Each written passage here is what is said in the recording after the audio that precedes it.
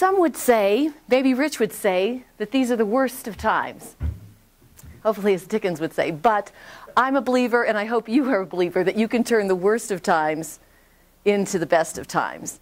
And that's what I'm going to talk about here in the next few minutes, is specific actions that we as business leaders can take in our business to turn these into the best of times. There are 7 actions that I've researched that companies have been using since the Great Depression. I'm going to cover a few of these rather quickly. There is a handout from an article that covers it in a little bit more detail. But we'll cover some of the ones that can, I think, make a really big difference for you. Also, if you would like a copy of my PowerPoint presentation, the more detailed hour-long presentation, you can give me your contact information and I can email that to you later. Okay, so let's talk about some of the key actions. First and foremost, it starts with believing. You know, if you believe that there's going to be an upside, if you can believe that there will be some silver lining in these storm clouds, then you have to have some hope and some faith. And it may require a shift in your mind in order to make this happen. But it is possible. And I believe that there is good news out there. I have some good news statistics, which I didn't bring today because I knew Rich was going to give those all to you. But actually, I just read from the U.S. Department of Commerce, had some numbers for January that they had like a 1.7% increase in sales, excluding automobiles, in certain segments. So there are some positive signs, and we need to have a shift in our mind, believing that it is possible.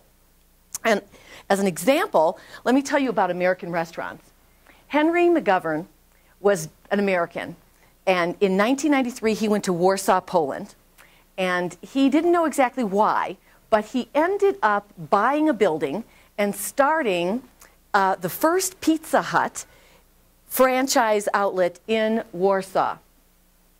Well, he had this expression, everything is possible. Now let me tell you, starting a company in Eastern Europe at that time was not easy. He couldn't even get telephone lines.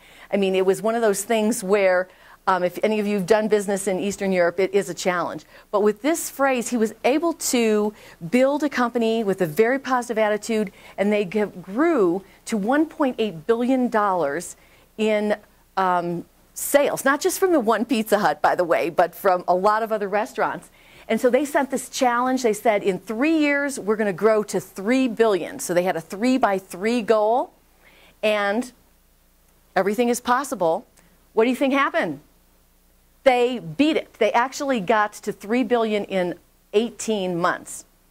So they decided that they needed a bigger BHAG, a big, hairy, audacious goal. So now their goal is to be not only the biggest restaurant chain in Eastern Europe, not only to be the biggest restaurant chain in all of Europe, which they are now, but to be the biggest restaurant chain in the world.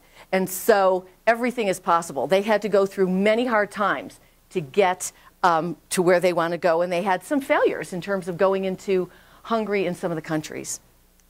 Okay, so starts with believing. Next, invest in marketing, promotions, and advertising. Now, some of you who are in, how many of you are in marketing and promotions or advertising? Okay, maybe a third of you. You all should understand you're in marketing, because this is really an important thing. Harvard's business school professor claims that brands that increase advertising during a recession, when competitors are cutting back, can improve market share and return on investment at a lower cost than during good economic times. And there are many, many examples of companies doing just this. It may be hard to convince your management with all they're doing is slashing and cutting, but this is the biggest time for opportunity. And look at some of the case studies. Kellogg's versus Post. Okay, Mr. Kellogg in the Great Depression, he was quite the entrepreneur. He actually developed quite an ad campaign. This was the, oops, not that one. This was the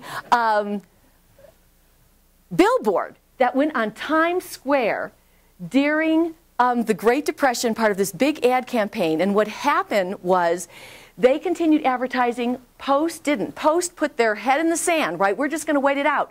What happened? Well, they dominated the cereal market for the next 50 years.